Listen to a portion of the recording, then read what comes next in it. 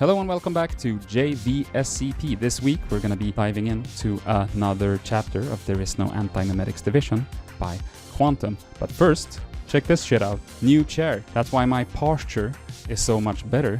And that is going to be really helpful for this channel going forward, because I won't be in pain whenever I record. And with that, let's begin.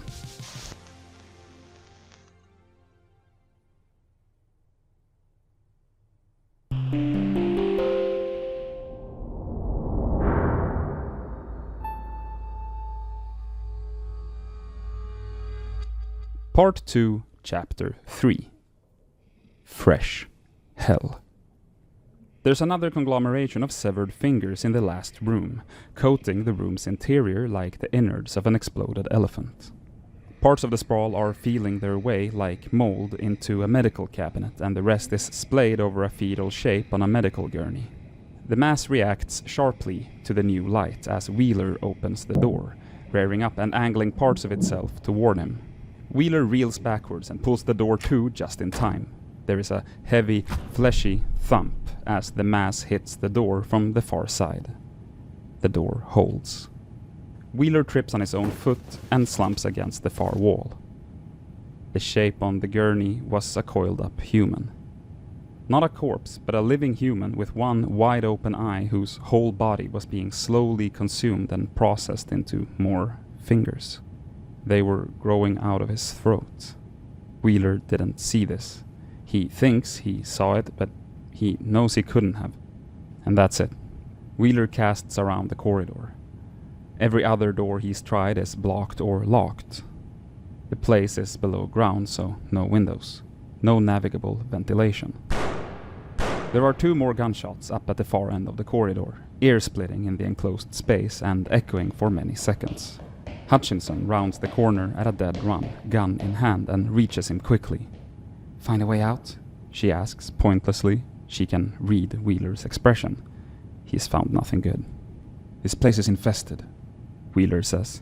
"Every room, all the stairwells. This is absurd." At the far end of the corridor, the main mass heaves itself around the corner. From this distance, it looks like an ambulatory 8-ton pile of moldy mashed potato and fat, wiggling maggots. There are toes in there, as well as fingers and small teeth and bits of bone. It has 20 bullet holes in it, and blood is flowing from all of them. But if it has vital organs, they must be elsewhere in the building, because none of the wounds have slowed it down or otherwise altered its slow, methodical homing behavior. It smells powerfully and creatively disgusting, like concentrated medical waste. It lurches forward in intermittent phases, coating the walls and floor with scarlet ooze as it moves. It'll be on them in about half a minute, squashing them against the end of the corridor and then pulling them into the mess to be remade. "I think we're done," Wheeler quavers. "Thanks for trying." Hutchinson, for her part, just stands there, gun lowered, watching the thing come. It moves slowly, like a steamroller. It fills the corridor almost to the ceiling. She has 2 bullets left, and she's considering where to spend them. Shooting the mass itself is like shooting pudding. She'd kill for a grenade. Even a fire axe would be something.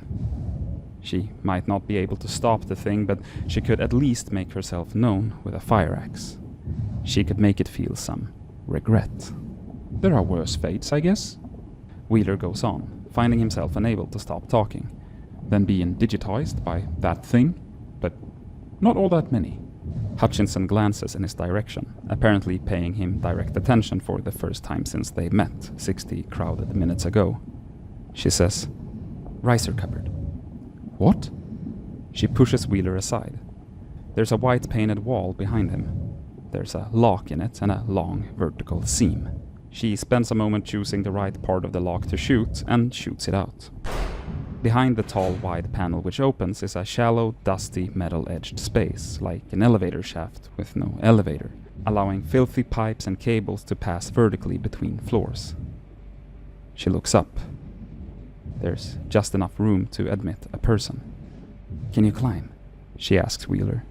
Without waiting for a response, she sheds her suit jacket, sticks a flashlight between her teeth, and hauls herself up into the darkness. After a brief moment of scuffling, there's another gunshot. The other riser cupboard door. No, Wheeler finally manages. no, I can't climb. The mass is almost on him. He's transfixed by its motion, its all too familiar grasping behavior. I figured. Hutchinson calls down. A hand descends, a human one with a conventional number of fingers. It's clear up here. Come on, I'm braced. Mind this lip here, it's metal. Come on. Wheeler keeps his own jacket on and buttoned. It's the only part of the situation over which he still has firm control. He has to jump to catch hold of Hutchinson's hand, and just as he jumps, the main mass lunges for him, crossing the last few meters in a rush and catching hold of him by 1 foot. He sees himself die. His sweating hand immediately starts to slip out of Hutchinson's. She braces her other arm and hauls him up 15 or 30 centimeters with an angry grunt, then releases his hand for a split second and reaches down like a flash to take firmer hold of his wrist. She keeps pulling. The mass closes around Wheeler's foot like aggressive, proactive quicksand. He yelps and kicks at it with his other foot until it finally pries his shoe loose. The mass retreats for a second, taking a crucial moment to realize that its prize is not living flesh, but by that time Hutchinson has hauled Wheeler up another half meter, and Wheeler has started pushing himself upwards of the pipework with his feet. The mass lunges again, but falls short, and seems too unintelligent to climb after them. It sloshes around, probing its surroundings, perplexed by the shoe. Hutchinson hauls Wheeler over the lip into the next corridor. He scrapes his ribs badly and arrives crawling, eyes watering. He doesn't die. He can still see himself dying. He stays on all fours for a significant amount of time, processing what just happened. Fuck! Hutchinson is already standing, and apparently not even significantly exerted. We need to get to the roof. I might be able to get a signal from up there. You're at the gym pretty often. Wheeler pants, sitting back. You train for fresh hell like this? Yeah. That's great, Wheeler says, because I play the violin. It's not quite as physically demanding as careers go, I mean.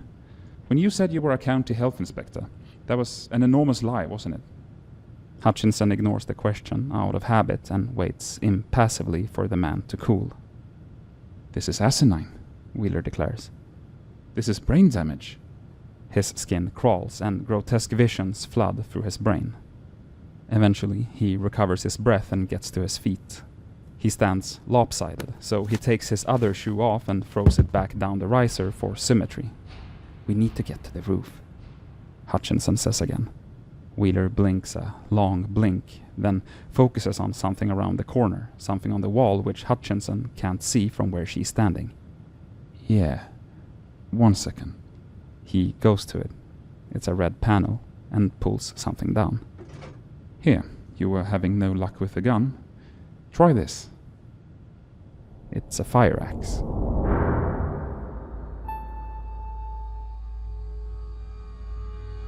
He stepped on a rusty nail backstage after the show, and came to the emergency room for a tetanus injection.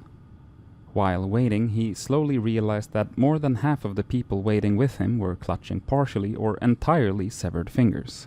Bandsaw accidents, hands caught in car doors, hands trapped in door hinges, hands crushed in machinery, every one of them unrelated. There was an epidemic of physical injury, which should have been impossible, and when he tried to bring it up with the medical staff, they didn't seem to understand what he was saying. And then he saw one of the fingers escape. He followed it as it wriggled away down a long corridor to a far corner of the hospital, to an ajar door which nobody in the hospital seemed to be able to perceive except for him, and into a different building where there were no people at all, just hundreds and hundreds of wriggling, exploring, slowly reproducing and lengthening fingers. He slammed the door and tried and failed to get someone, anyone, staff or patient, to see what he was seeing. He found a payphone and dialed for emergency services and ordered off the menu, asking for emergency industrial-scale pest control or hazardous containment or psychic support or something. And there was a long pause, and he was connected to what was either a very measured, dispassionate human or an impressively articulate robot operator. It told him to wait by the phone. An associate would be with him shortly. Marion Hutchinson arrived in person, slightly less than 15 minutes later. He showed her the door. They went a few paces inside, Hutchinson crouching and aiming some kind of flashlight/scanner at the finger worms. Behind them, something reached out and gently pushed the door closed with a click.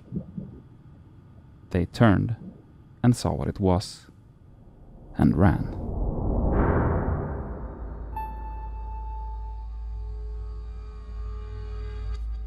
Hutchinson hacks her way through the last of the flesh-clogged stairwell. They're almost at the roof. This part of the distributed infestation doesn't seem to be mobile, although it is freakishly grabby. Wheeler stands 3 paces back from her, partly to avoid the backswing, but mostly so he doesn't have to watch.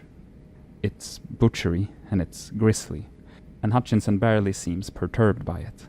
She slices methodically until there are waterfalls of gores coming down the stairs and soaking her shoes and his socks, and she does it with the manner of someone trimming a hedgerow. Wheeler is shivering and starting to crash. If he doesn't stay still right in the middle of the stairwell, the remaining fingers tug at his hair and sleeves. In another few minutes, it may finally dawn on him that this is really happening. This is crazy. This is nuts, he says to himself over and over. What was that word you used back there? Hutchinson asks, suddenly. Don't tune out. When the mass was coming down the hall. Did you say digitized? Wheeler seems to change gear and wake up. Yeah, but in the old sense of the word. Digit meaning finger, so digitized meaning turned into fingers. I just got it. She's smiling, he can tell from the sound of her words. That's great. It is? What kind of violin music? What kind would you like? Tonight, or last night's, yesterday's concert was Prokofiev's Violin Concerto No. 1. And a few other pieces, of course, but that was the main course for me. That was where I got my teeth in. Hutchinson stops hacking and turns around. She actually looks him in the eye. That piece is a nightmare. It's a challenge, Wheeler admits, brightly. No, I mean it's chaotic. It's unlistenable. I can play anything you like, Wheeler states. Hutchinson appears to spend a moment considering this possibility. Bach. You can play some Bach? Just get me a violin. Hutchinson thinks for a moment longer. She smiles and nods and goes back to hacking.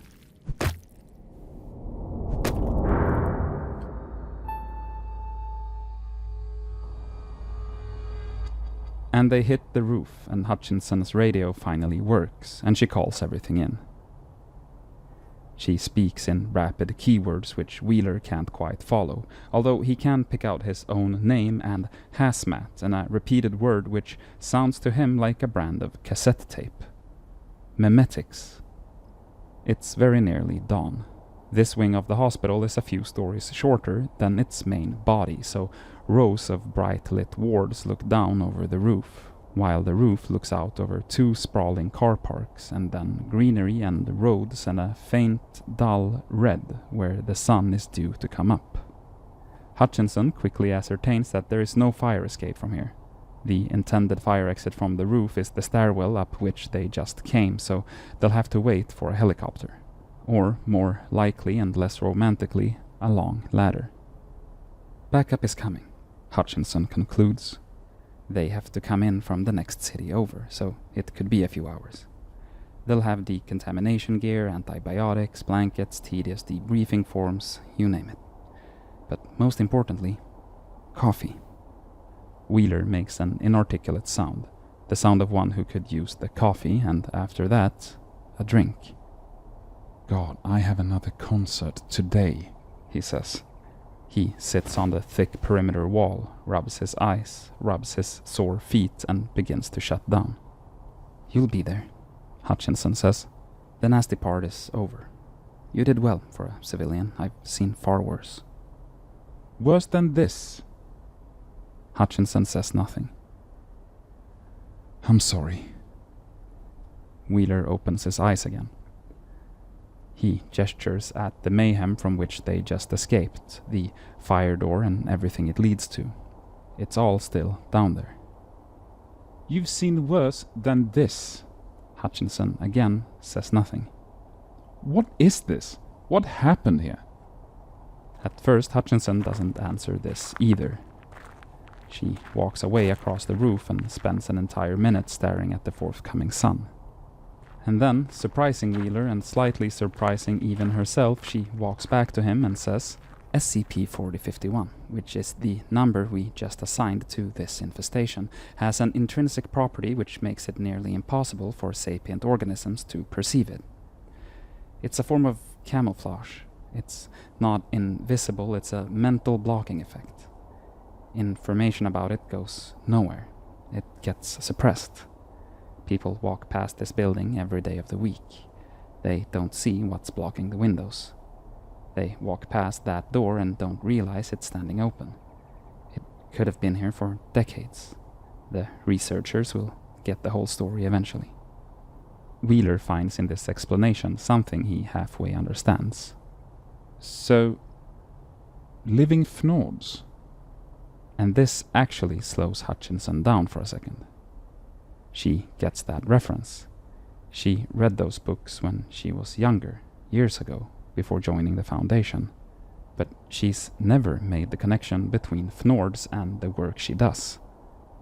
For as long as she's been working here, she hasn't even thought about it. The irony is intense enough to burn. Yeah, she says. Except that you can see them, Wheeler says.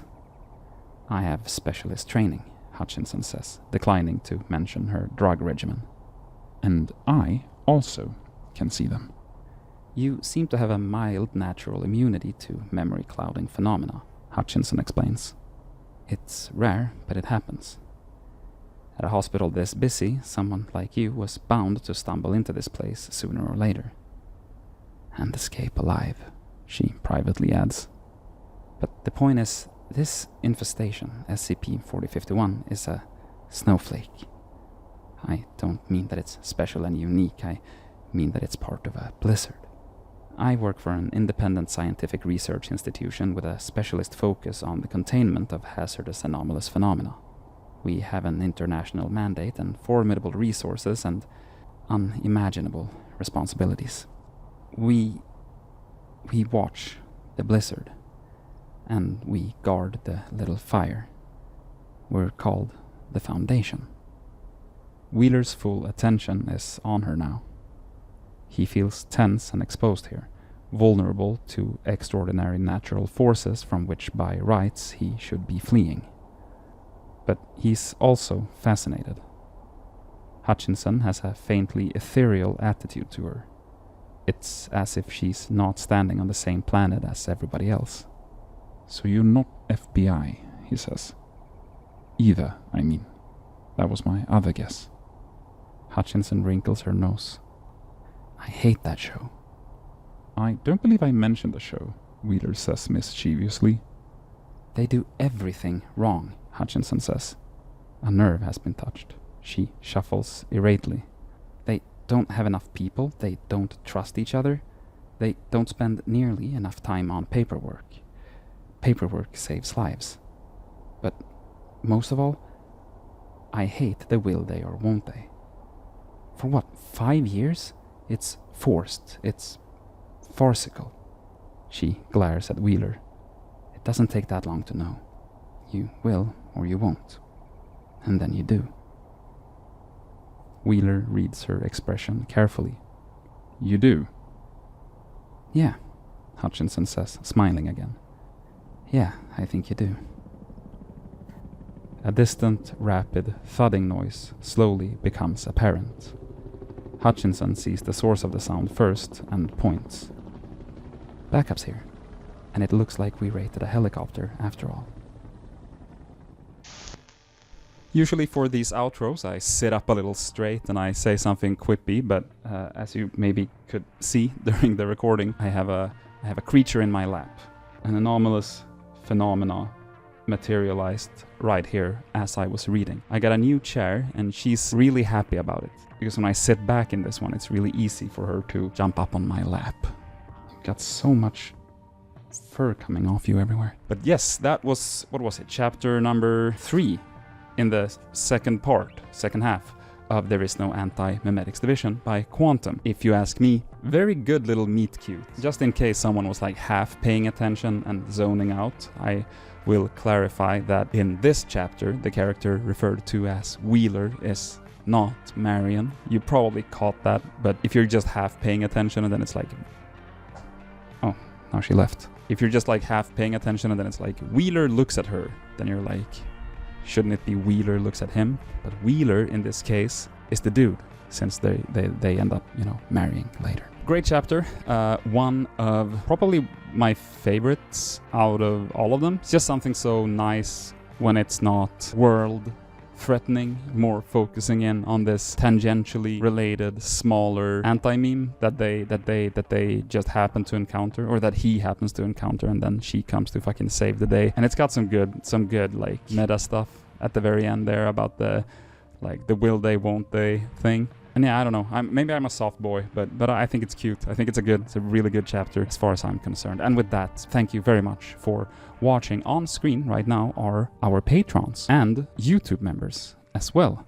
And they support this channel because they are inherently good people. And now you might be sitting there thinking, hey, last time I checked, I was a good people too. Well, your word doesn't really mean anything unless you gotta actions speak louder than words, right? So hop on over to our Patreon, which you can find in the description, or join the channel as a member to support us, and we will continue to pump these out once a week if you do, but only if you do. If you don't, we're out, we're leaving.